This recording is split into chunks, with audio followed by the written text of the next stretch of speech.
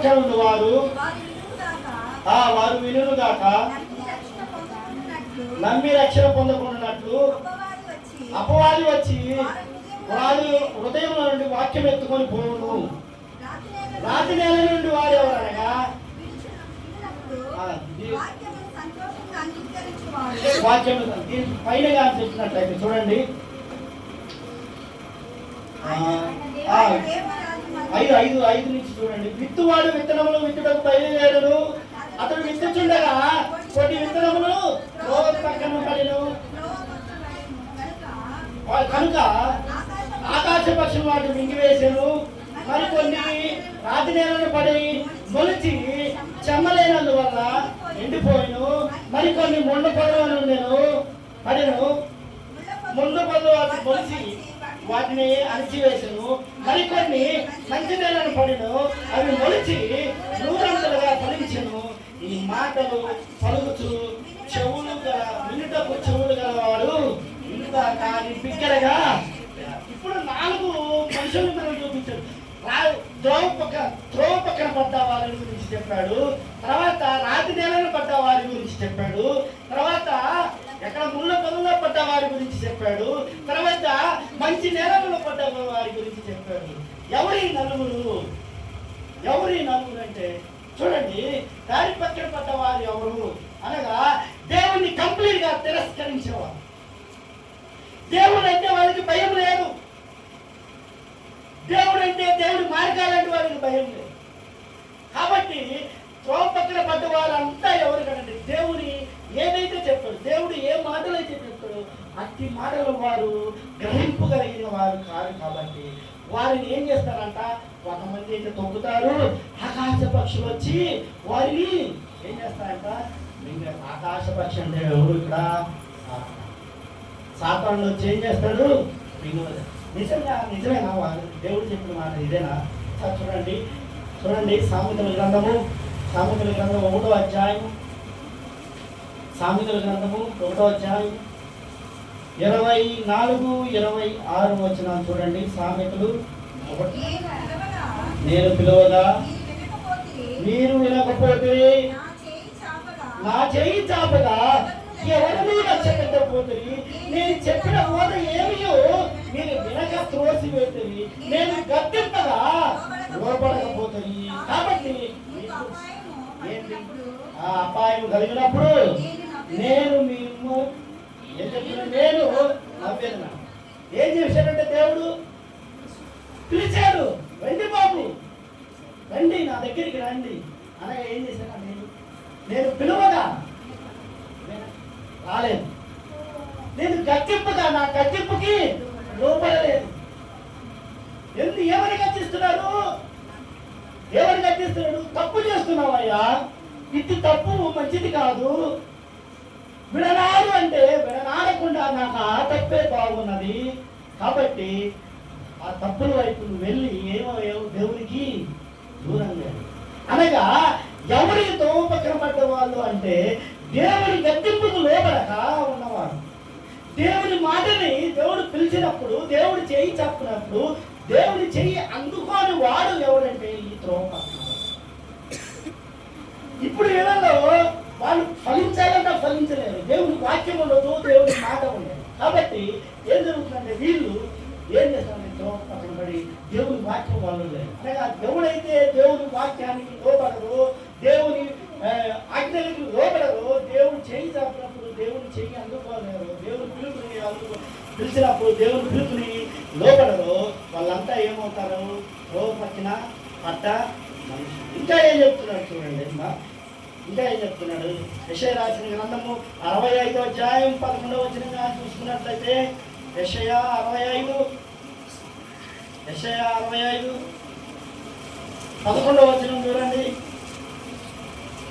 యెహోవాను విసర్జించి నా పరిశుద్ధ పర్వతమును మరిచి సాధునకు బల్లను స్థిరపరచువారులారా, అదృష్ట దేవికి పానీయార్పణములను అర్పించువారులారా. అంటే ఇక్కడ ఆయన ఏమనుకుంటారంటే ఇజ్రాయేల్ జనాంగము అదృష్ట దేవతను కూడా చూస్తున్నాం. గాదు అనగా ఎవరంటే డబ్బు దేవత. డబ్బు గాదు అనగా డబ్బు దేవత. ఈ డబ్బులు ఇచ్చే దేవతని కాదు దేవతని ఆ రోజుల్లో పిలిచేవాళ్ళు. ఇప్పుడు నేను ఈ డబ్బు దేవతని యెహోవా దేవుని ఇద్దరిని కూడా ఏం చేస్తానంటే పూజిస్తాము అని వాళ్ళు అనుకుంటే దేవుడు ఏం చేస్తానంటే బాబు ధర్మ సమస్తమైన కీడులకు మూలము దాన్ని వదిలేయండి అంటే కాదు కాదు దేవా మేము ఈ దేవతను కూడా పూజిస్తాము నిన్ను పూజిస్తాము అంటారు. కాదు దేవతకి ఏమి అర్పించారంటే ఇక్కడ తీసుకొచ్చి అదృష్ట దేవికి పాని అర్పణమును కాదు నాకు బల్లను సిద్ధపరిచారు. బల్ల అనగా ఏంటిది? బలిపీఠం. బలిపీఠమును సిద్ధపరిచి దాని మీద ఏం పెట్టారు? పానార్పణములను సిద్ధపరిచారు. లేదురా బాబు ఆ డబ్బును వదిలేయండి, ఆ డబ్బు సమస్త రోగాలకి సమస్త కీడులకు మూలము వదిలేయండి. కాదు కాదు ఆమెను పూజిస్తాము నిన్ను పూజిస్తాము అనగా మాకు నీకన్నా కాదు దేవతే ఎక్కువ కాబట్టి మేము ఆమెను పూజిస్తాము నువ్వు మాకు అంటే వీళ్ళంతా ఎవరు? దేవుణ్ణి విసర్జించారు. త్రోవ పక్కన పడ్డవారంతా ఎవరు? దేవుణ్ణి విసర్జించారు. వాళ్ళలో దేవుని వాక్యం లేదు, దేవుని మార్గం లేవు, దేవుని కట్టడాలు లేవు. ఇంకా ఏం చెప్తున్నారు? యాకోబు రాసిన పత్రిక త్వరగా ముగిస్తాను చూడండి. యాకోబు రాసిన పత్రిక 1వ అధ్యాయము. యాకోబు రాసిన పత్రిక 1వ అధ్యాయము 23-24 వచ్చినాము. త్వరగా చదవండి. వాక్యమును విలువాడైంది దాని ప్రకారము ప్రవర్తింపని వాడైతే వాడు అర్థములు తన సహజ ముఖమును చూచుకొని మనుషుని పోలి వాడు తన్ను చూసుకొని అవతలకు పోయి అని ఎట్టివాడు మర్చిపోతాడు కదా. దేవుని వాక్యం ఎవరి దగ్గర అయితే ఉంటుందో అర్థంలో చూసుకుంటే మంచివాడుగానో చెడ్డవాడుగానో కాదు, లేనివాడు చెడ్డవాడుగానే కనిపిస్తాడు. దేవుని వాక్యం ఉన్నవాడు మంచిగానే కనిపిస్తాడు. సో దాన్ని బట్టి నిన్ను నువ్వు హెచ్చించుకుంటావు కదా. దేవుని వాక్యము ఉంటే నీ దేంతో ఇది అర్థంలో కనిపిస్తుంది. అర్థం మనకి ఏం చేస్తుంది? మన ముఖాన్ని మనకి చూసి. కాబట్టి తప్పు చేసిన వాడికి ఏమవుతుంది? వాడి ముఖంలో భయము కనిపిస్తుంది. తప్పు చేయని వాడికి వాడి ముఖంలో ఏముండదు? భయం అనేది ఉండదు. కాబట్టి అట్టి భయాన్ని బట్టి మీరు తప్పు చేశారా రైట్ చేశారా నాకు తెలుస్తుంది. కాబట్టి మీరు దేవుని సముఖంలో ఉన్నారా దెయ్యం సముఖంలో ఉన్నారా అన్నది మీకు తెలుస్తుంది కదా. దేవుని సముఖంలో ఉన్నవాడు ఏం చేస్తాడు? ఎక్కడ పడతాడు? కంపల్సరీ వెళ్ళి మంచి నేలలో పడతాడు. దెయ్యం సముఖంలో ఉన్నవాడు ఎక్కడ పడతాడంటే త్రోవ పక్కన ఇక్కడ దేవుని వాక్యం సెలవు. తర్వాత రెండో వ్యక్తి ఎవరు? రెండో వ్యక్తినాడు ఎవరు అంటే రాతి నేలను పడినవారు. రెండో వ్యక్తి ఎవరు? రాతి నేలను పడినవారు. ఎవరు ఈ రాతి నేలను పడినారంటే ద్విమనస్కులు. ద్వి అంటే రెండు, మనస్కులు అంటే రెండు మనస్సులు. చూడండి హెస్కేల్ గ్రంథం 33వ అధ్యాయము 32 హెస్కేల్ 33 32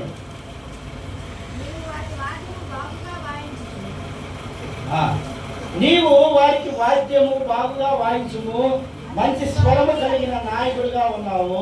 వారు నీ మాటలు విందులు కానీ వాటిని అనుసరించి నడుచుకున్నారు.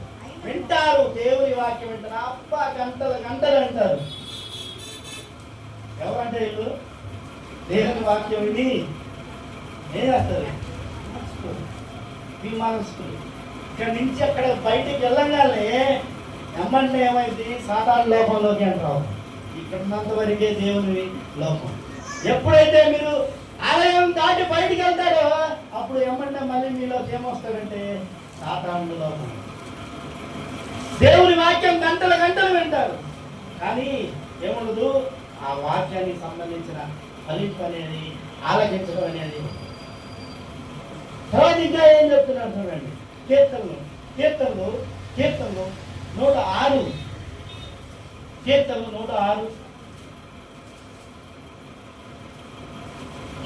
106 12-14 చూడండి. అప్పుడు వారు ఆయన మాటలు నమ్మి ఆయన కీర్తి జ్ఞానము చేసిరి. అయినను వారు ఆయన కార్యములను వెంటనే ఏం చేశారు? ఏం చేశారంట? మళ్ళీ పాటలు పాడారు, స్తోత్రాలు చెప్పారు, వాక్యం విన్నారు, మళ్ళీ ఏం చేశారు? బయటికి వెళ్ళగానే మర్చిపోతుంది. ఇదన్నమాట. ఎవరు వీళ్ళు? రాతి నేలలో పడ్డవారు. రాతి నేలలో మన్ను తక్కువగా ఉంటుంది, నేల తక్కువ పడుతుంది.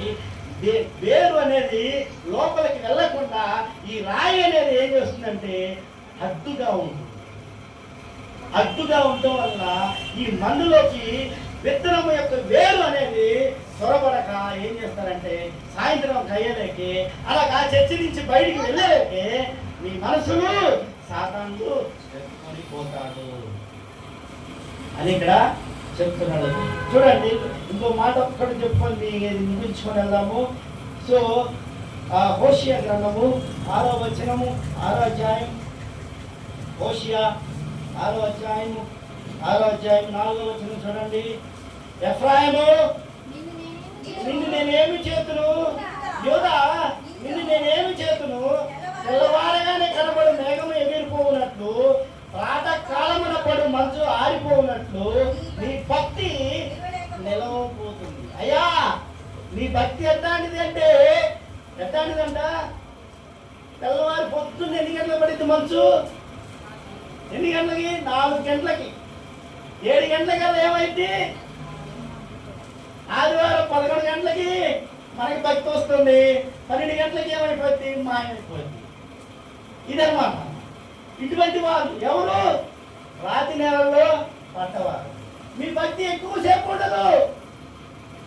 కాబట్టి మీ భక్తి మీకు ఉండాలి అంటే దేవుడి వాక్యము మీరు దేవుడు చెప్పింది మీరు వినాలి, ఉండాలి అంటే మీ వేరు, మీ విత్తనము ద్వారా వచ్చిన వేరు ఎక్కడికి వెళ్ళాలి? భూమిలోకి వెళ్ళాలి.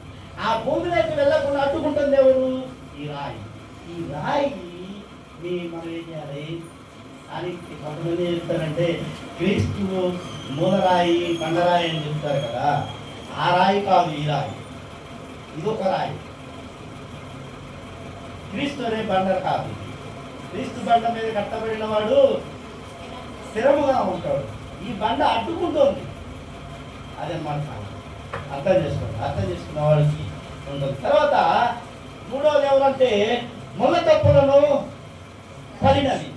ముళ్ళ తుప్ప దేనికి సాధిస్తుందంటే ఆశకి సాధిస్తుంది. ఆశ కలిగిన జీవులు. ఒకసారి యేసుక్రీస్తు నడుచుకుంటూ వెళ్తుంటే వాళ్ళు ఏం చేస్తారంటే కొంతమంది జనం వెళ్తూ ఉంటారు. అందులో ఒక యవనస్తుడు యేసుక్రీస్తుని అడుగుతాడు, బోధకుడా, మంచి బోధకుడా, నేను పరలోక రాజ్యం చేరాలంటే ఏం చేయాలంటే దేవుని ఆజ్ఞలను పాటించు. నేను చిన్నప్పటి నుంచి పాటిస్తున్నానయ్యా. నా తల్లిని గౌరవిస్తున్నాను, నా తండ్రిని సన్మానిస్తున్నాను, నా పొరుగువారిని అన్నీ చెప్పుకున్నాడు. అయితే నీ దగ్గర డబ్బు ఉందా అని అడుగుతాడు. ఉంది. అది మొత్తం అమ్మి పేదలకిచ్చి నన్ను వెంబడించంటే అది మాత్రం అడగొద్దు. ఆశ కలిగిన వ్యక్తి ఏం చేస్తాడంటే దేవునిలో ఉండడు. కాబట్టి ఈ ముళ్ళ పొదలో పడ్డ వాళ్ళు ఎవరంటే ఆశ కలిగిన వ్యక్తి. ఆశ మిమ్మల్ని లోకం వైపు తీసుకెళ్తుంది కానీ దేవుని వైపు తీసుకురాదు. కాబట్టి ఇప్పుడు ఇలా ముళ్ళ పొదలో పడిన వ్యక్తులు ఆశ దీని ద్వారా ఏం చేస్తారు? త్రొక్కవేయబడతారు. ముళ్ళ కంచె పొదలు ఏం చేస్తారంటే మొక్క పైకి రాకుండా ఏం చేస్తారంటే త్రొక్కవేయబడుతుంది. దేవుని బిడ్డలు మొలకెత్తినా కానీ వీళ్ళు ఏం చేస్తారంటే ఆశ మిమ్మల్ని త్రొక్కి వేస్తుంది. కాబట్టి ఆశల వైపు ఎవడైతే ఉంటాడో వాడు అందరూ మరి ఆశలని వదిలేసుకొని దేవుని మార్గం వైపు వస్తే ఏం జరుగుతుందంటే దేవుని వాక్యం మీలో ఫలిస్తుంది. కాబట్టి ముళ్ళ పొదలో పడిన ఎవరైనా విత్తనాలు పట్టాల్సిందే. ఆ విత్తనాలు ఎదగబోవడానికి కారణం ఏంటంటే ఆశ కలిగిన విత్తనాలు. ఒకసారి చూడండి, ఒకే ఒకటి మత్తయి సువార్త 13:22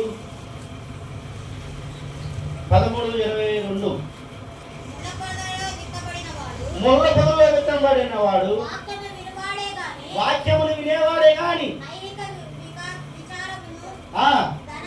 దైవ యొక్క విచారణను ధనమోహములు కలిగి ఆ వాక్యమును అణిచివేయును కనుక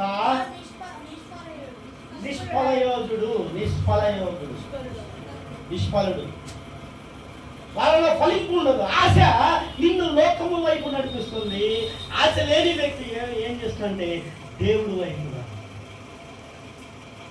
తర్వాత చూడండి, ఇది దీనికి ఇంకా సాదృశ్యం ఏం చెప్తున్నారంటే నోవా జలప్రలయంలో ఏం జరుగుతుంది? జనులు తాగుతూ తినుచు ఇల్లు కట్టుకొనుచు పెండ్లికి ఇవ్వచ్చు ఎలా ఉన్నారు. అదేవిధంగా లోతు కాలంలో ఎలాంటి వ్యభిచారం జరుగుతుందో అట్టి వ్యభిచారం కలిగిన వ్యక్తులు అన్నమాట వీళ్ళు. నోవా జలప్రలయంలో ఏదైతే జనాంగము ఉన్నారో ఆ జనాంగము కలిగిన ఆశలను బట్టి వారు ఎలా ఉన్నారో వీళ్ళు కూడా ముళ్ళ పొదల్లో పడిన విత్తనాలు ఏమేస్తాయంటే ఫలింపకపోవడానికి గల కారణం ఏంటంటే ఆశ అనేది వాళ్ళకి ఉండడం వల్ల ఈ ఆశని జయించలేక దేవుని వైపు నుంచి తొలగిపోయి సాతానుకి ఏమవుతారు?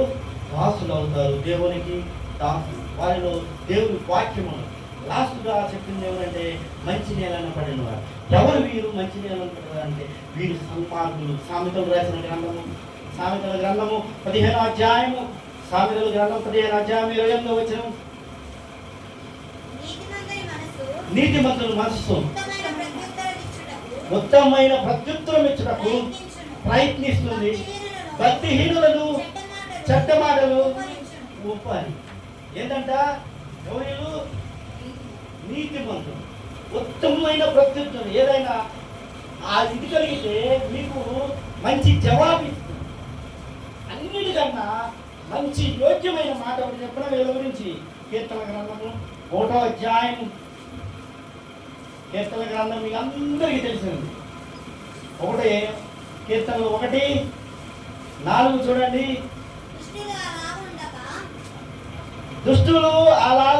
దుష్టుల ఆలోచన తప్పున నడవక, పాపులను మార్గమున నడవక, అపహాసులు చోటును కూర్చుండక, యెహోవా ధర్మశాస్త్రమునందు ఆనందించుచు దీవారాత్రులు దానిని ధ్యానించువాడు ధన్యుడు. అతడు నీటి కాలంలో నాటబడి ఆకు వాడక తన కాలమందు ఫలమిచ్చి చెట్టువాడు. అతడు చేయదంతయు. కానీ దుష్టుడు అలా ఉన్నాడంట. ఎవడు? మంచి నెలల పడ్డవాడు ఎవడు? ఎక్కడ కూర్చోడు? నెంబర్ 1 దుష్టుల ఆలోచన వాళ్ళకుండు. తర్వాత అపహాసులు కూర్చుండే చోటు వాళ్ళు కూర్చోడు. ఏం చేస్తారంట? యెహోవా ధర్మశాస్త్రమందు ఆనందించుతూ దీవారాత్రులు దాన్ని ధ్యానించుతూ ఉన్నవాడు ధన్యుడు. వాడు ఎలా ఉంటాడు? నీటి కాలంలో నాటబడిన ఆకు వాడక తన కాలమందు ఫలమిచ్చు. మీరు ఏముండాలమ్మా? మీరు ఫలించాలంటే ఏం చేయాలి? యెహోవా ధర్మశాస్త్రమునందు దీవారాత్రులు ఆనందించుతాన్ని ధ్యానించు. ఇది దేవుడు మాట. ఒక 2 నిమిషాల్లో మీకు ముగిస్తాను. తర్వాత ఇవి విత్తనాల గురించి. 1 రాతి దారి పక్కన పడ్డాయి, 2 రాతి నేలను పడ్డాయి, 3 పదములు, 4 మంచి నేల. మంచి నేలను పడ్డవాడు ఎవడు? దుష్టుల దగ్గర కూర్చోండు, పాపుల మార్గం పోడు, అపహాసులు కూర్చుండు చోట కూర్చుండు. యెహోవా ధర్మశాస్త్రాన్ని ధ్యానిస్తూ ఉంటాడు. దీవారాత్రులు ధ్యానిస్తూ అనగా దేవుని ఆజ్ఞలను, దేవుని కట్టడలను, దేవుని మార్గములు, దేవుని వివేచన, దేవుని జ్ఞానము నందు వాడు ఎవడైతే బతుకుతాడో వాడు తన కాలమందు ఫలమిచ్చు. తన కాలమందు. ఇప్పుడు మీరు ఫలించాలంటే, మీరు పరలోక రాజ్యం, దేవుడు వచ్చినప్పుడు మీరు దేవుడితో పాటు పరలోక రాజ్యం చేరాలంటే దేవుని వాక్యము ఎవరి దగ్గర ఉండాలి? మీలో ఉండాలి. తర్వాత 2వ ఉపమానం ఏంటమ్మా? ఒక ఆయన తన పొలంలో ఏం చేశాడు? విత్తనాలు ఇచ్చాడు. రాత్రి సమయం ముందు ఇంకొకడు వచ్చి చెడ్డ విత్తనాలు నాటాడు. వాడెవడు? తన శత్రువు వచ్చాడు. ఎవడైతే మంచివాడు ఉన్నాడో ఆ మంచివాడు నాటిన మంచివాడికి శత్రువు ఒకడు ఉన్నాడు. వాడు వచ్చి ఏం చేశాడంటే ఈ పొలంలో చెడ్డ విత్తనాలను నాటాడు. సో ఇప్పుడు ఈ 2 పెరుగుతున్నాయి. అనగా గోధుమ చెట్టు పెరుగుతున్నది, అనగా గురుగుల చెట్టు పెరుగుతున్నది. ఈ రెండింటికి మీకు పెద్ద తేడా తెలియదు. గోధుమల చెట్టు పెరుగుతుంది, గురుగు చెట్టు పెరుగుతుంది. కానీ అది ఎప్పుడు తెలుస్తుంది అనగా మీరు ఇప్పుడు ఎవరు సహవాసంలో ఉన్నారు? మంచివాడు విత్తాడు ఒక చెట్టు విత్తనాలు ఇస్తాడు, చెడ్డవాడు రాత్రి సమయంలో వచ్చి పురుగుల్ని తెల్లాడు. ఈ రెండు పెరుగుతున్నాయి, గోధుమ చెట్టు తర్వాత పురుగు చెట్టు రెండు పెరుగుతున్నాయి. అందరూ అనుకుంటున్నారు ఆయనకు అవన్నీ గోధుమ చెట్లు అనమాట, కానీ అందులో ఉన్నది ఎవరు? పురుగు చెట్లు కూడా. ఇక్కడ దేవుడు చెప్పదలసిన అంశమైన మీరు కానీ చెడ్డవాడి సహవాసంలో ఉన్న అట్టి సహవాసాన్ని మీరు విడిచిపెట్టి ఫలించాలని కోరుకుంటున్నారు. అవి ఎప్పుడు తెలుస్తాయి అంటే కోతకాలం వచ్చినప్పుడు గోధుమలు పంటనిస్తాయంట, గురువులు పంటని. అప్పుడు ఈ యజమాని ఎవడైతే మంచివాడు ఉన్నాడో మంచివాడి యొక్క మనుషులు వస్తారు, కోస్తారు మిమ్మల్ని. కోసి ఏం చేస్తారంటే తగలబెట్టేస్తారు. ఎవరైతే ఫలింపడో వాడిని ఏం చేస్తారంటే తగలబెట్టారు. కట్టెలు దోచి అలా ఎలా తగలబెట్టరు, నిప్పు పెట్టరు. ముందు కట్టెలు వేసి మీకు ఒక దహన బలిని సిద్ధం చేసి దాని మీద తీసుకెళ్ళి పెట్టి ఏం చేస్తారంటే తగలబెట్టేస్తారు. ఫలి ఏదైతే ఫలించిందో ఆ ఫలింపు కలిగిన దాన్ని తీసుకెళ్ళి ఏం చేస్తారు? దాచి పెడతారు. పరలోక రాజ్యంలో మీకు ఆహారం సిద్ధపరచడానికి దాన్ని దాచి పెడతారు. ఇక్కడ ఏదైతే ఫలింపదో దాని ముందు మనం జనమేమనుకున్నారో అంత బాగుంది, అబ్బా గోధుమ పంట ఎంత బాగుందో అనుకుంటారు. కానీ అందులో ఉన్నది ఏంటి? పురుగులు కూడా ఉన్నాయి. అట్టి పురుగులు ఏం చేస్తారంటే కోత కాలమున ఫలించవు. మీరు దాంట్లో ఉంటారు, దీంట్లో. కాబట్టి చెడ్డవాణి సహవాసం పట్టినా కానీ మీరు ఫలింపు అనేది ఉండాలి అని ఇక్కడ చెప్తున్నాడు. తర్వాత ఆవగింజను చూపించాడు. ఆవగింజ ఏంటిది? ఎంత ఉంటుంది. కానీ ఆవు చెట్టుని ఎప్పుడైనా చూసారమ్మా? ఆ గింజ నుంచి వచ్చిన చెట్టు ఎంత ఉంటుంది? ఇంత పెద్దగా వస్తుంది. ఇంత గింజ నుంచి వచ్చిన చెట్టు ఇంత పెద్దగా అవుతుంది. అది ఏమిస్తుందంట ఒకసారి చూడండి. మత్తయి సువార్త చూడండి. మత్తయి సువార్త 13వ అధ్యాయం చూడండి. ఆవ చెట్టు 31 చూడండి. ఆయన మరి యొక్క ఉపమానము వారితో చెప్పాను, పరలోక రాజ్యము ఒకడు తీసుకొని తన పొలంలో ఇచ్చిన ఆవగింజలు పోలి ఉన్నది. అది విత్తనాలన్నిటిలోనూ చిన్నదే గాని పెరిగినప్పుడు కూర మొక్కలు అన్నిటిలోనూ పెద్దదైన ఆకాశ పక్షులు వచ్చి దాని కొమ్మలందు ఏం చేస్తాయంట? ఇప్పుడు మీరు ఎలా ఉండాలి? దేవుడు ఏం చెప్తున్నాడు? మీలో ఆవగింజంత విశ్వాసము ఉన్న మిమ్మల్ని నేను చేర్చుకున్నాను. ఇప్పుడు ఈ ఆవగింజ ఫలించాలి అంటే దాని అర్థం ఏంటంటే మొక్క అయితే మీ దగ్గరికి ఏమో రావాలి, ఆకాశ పక్షులు వచ్చి మీ దగ్గర నివసించాలి. గింజ ఏంటంటే దాని చెట్టు మీద ఏం చేస్తారంటే ఆకాశ పక్షులు. మీరు అనేకలకి విశ్వాస సంబంధమైన జీవితాన్ని మీరు ఇచ్చినట్లయితే మీరు ఫలించాలి. మీరు ఆవగింజలు పోలిన వారై ఉన్నారు. మీ విశ్వాసం ఆవగింజే, కానీ మీరు ఫలించినప్పుడు పెద్ద చెట్టు అవుతారు. అది అనేక మందికి నివాస స్థలము అవుతుంది. ఏం చెప్తున్నాడు అబ్రహాం గురించి దేవుడు? అబ్రహామా నువ్వు విశ్వాసులకు, అబ్రహాం ఏమయ్యాడు? విశ్వాసులకు. ఇప్పుడు నువ్వు ఆవగింజవే. ఈ ఆవగింజ నుంచి వచ్చిన చెట్టు అయిన నువ్వు ఏమివ్వాలి? అనేక మందికి నివాస స్థలం అవ్వాలి. నీ విశ్వాసం ఇంతదే కావచ్చు, కానీ అట్టి విశ్వాసాన్ని బట్టి నీవేమవ్వాలంటే అనేక మందిని విశ్వాస జీవితంలోకి నడిపిస్తుంది అని. తర్వాత 4వ వచనం టైం లేదు, కాకపోతే చాలా చూసుకోవచ్చాను కానీ అన్ని ఒకసారి మీకు ఇంజెక్ట్ చేయలేను, కానీ కంక్లూడ్ చేయటానికి ప్రయత్నం. 4వది ఏంటమ్మా? పుల్లని పిండి. ఇక్కడ దేవుడు ఏం చెప్తాడంటే ఇజ్రాయేల్ ప్రజలకి, మీరు పులియని రొట్టెలు తినవద్దు. పులియని రొట్టెలు అంటే ఈస్ట్ అనేది కానీ గోధుమ పిండిలో కలిసినప్పుడు ఏమవుతుందంటే పిండి కలిసిపోతుంది. పులియని రొట్టెలు ఎప్పుడు తినవద్దు అని చెప్తారు. ఈ పులియని రొట్టెలు ఆమె ఏం చేసిందంట, పిండిలో ఏం చేసిందంటే చూడండి 33. మరియు ఆయన ఒక ఉపమానం వారితో ఇట్లు చెప్పాను, పరలోక రాజ్యము ఒక స్త్రీ తీసుకొని పిండి అందయు పులిసి పొంగు వరకు 3 కొంచెముల పిండి దానిలో పెట్టిన పొల్లని పిండిని పోలి ఉంది. ఇక్కడ 2 రకాలు చెప్తారు. అంటే పరలోక రాజ్యాన్ని ఆ పులి పెట్టే పిండితో పోలుస్తారు కొంతమంది. కానీ అది ఆ తప్పు రైట్ మనకు తెలియదు. కానీ ఇక్కడ దేవుడు చెప్తుంది ఏంటంటే మీ విశ్వాసం అనేది పులియబెట్టినప్పుడు చెడిపోకూడదు అని చెప్తారు. మీరు పిండిని పోలి ఉంటే, పరలోక రాజ్యం అనేది ఒక పిండిని కానీ పోలి ఉన్నట్లయితే, ఈ పరలోక రాజ్యంలో చేరేది ఎవరైనా ఉంటే కానీ వాడు ఏమవ్వాలి? పులియకూడదు. దీన్ని బట్టి దేవుని వాక్యం ఏమని సెలవిస్తుంది చూడండి. 2వ దశలోని పత్రిక 2:1-7 చూడండి. సహోదరులారా,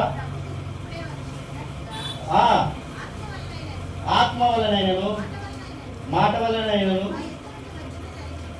మా యొద్ద నుంచి వచ్చినదని చెప్పిన పత్రిక వలనైనను ఎవరైనా ఏం చెప్పినాయల్లా మీరు త్వరపడి చెంచుల మనసులు కాకుండా బెదరకుండా ఉండవాలని మన ప్రభు అయిన యేసుక్రీస్తు రాకను బట్టి మిమ్మల్ని వేడుకొనుచున్నాను. మొదట దుష్టత్వం సంబంధించి నాశన పాత్రుడకు పాప పురుషుడు బయలుపడితేనే కానీ ఆ దినము రాదు. ఇంకా చూడండి, తర్వాత ఇంకా చూడండి. ఒకసారి నిర్గమకాండము 12:8 లాస్ట్గా చూడండి అమ్మా, ముగించేస్తాను. నిర్గమకాండము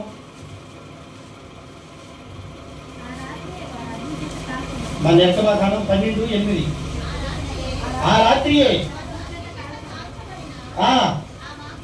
ఆ మాంసమును పొంగని రొట్టెలను పెంచుతున్నాను. పొంగని అంటే దీని అర్థం ఏంటంటే, మీకు కానీ రొట్టెలో పిండిలో కానీ పుల్లని పదార్థము అనగా పులియబెట్టే పదార్థం ఏదైతే ఆ పిండిలోకి వస్తుందో అప్పుడు ఏమవుతుందంటే ఈ ఇంత చిన్నది ఏం చేస్తుందంటే అంత పెద్ద పిండి మొత్తం ఏమవుతుందంటే పులియబెట్టదు.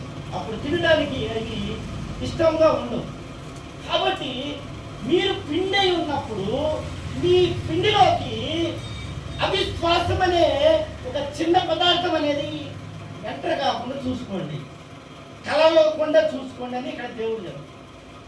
మీరు పిండిని పోలి ఉన్నారు, మీ పిండిలోకి అవిశ్వాసాన్ని రానివ్వకండి. అవిశ్వాసము కానీ వచ్చినట్లయితే ఏమవుతుందంటే మీ విశ్వాసము మొత్తము ఏమవుతుంది? అవిశ్వాసం అయిపోతుంది.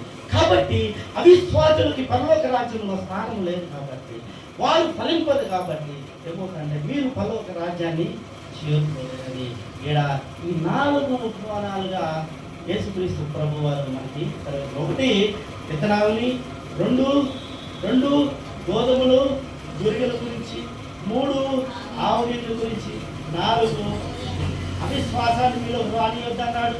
తర్వాత మీ విశ్వాసము చిన్నదైనా కానీ మీరు ఫలించినప్పుడు ఏం జరుగుతుందంట?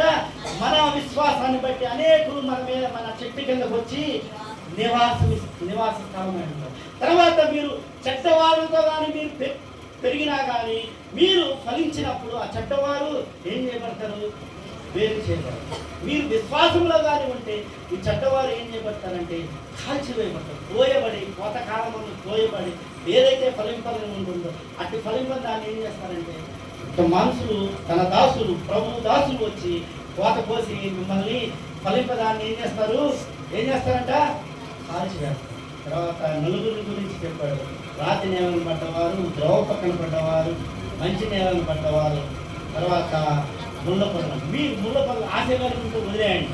తర్వాత దేవుని వాక్యం వినని వారైతే దేవుని వాక్యాన్ని మీ విధేయులై ఉండకపోతే ఇప్పుడైనా దేవుని వాక్యాన్ని విధులయ్యండి, ఆశని వదిలేయండి. తర్వాత ఇంకోటి ఏంటిది? రాతి నేల పడ్డ వాళ్ళు ఎవరు? రాతి నేల పడ్డారు ఎవరు? వింటారు కానీ దేవుని వాక్యాన్ని ఆచరించారు. దేవులో మీరు ఏమై ఉన్నారో తెలుసు. దేవుని రాజ్యంలోకి మీరు చేరాలంటే దేవుని వాక్యం అనేది మీకు రావాలి. ఆ వాక్యాన్ని బట్టి మీరు జాగ్రత్త కలిగి ఆ త్రోవల్ని మీరు నడుచుకున్న ఏమవుతారంటే దేవుని ఫలింపు అనేది, దేవుని వాక్య ఫలింపు అనేది మీరు ఉంటుంది. తద్వారా మీరు ఎక్కడికి చేర్చబడతారు? పరలోక రాజ్యానికి చేర్చబడ్డాడు. ఈ విషయాలన్నింటినీ మీకు దేవుడు నా ద్వారా మీకు తెలియజేశాడు. దేవుడు మిమ్మల్ని మీ కుటుంబాలని దీవించుగాక. ఆమేన్.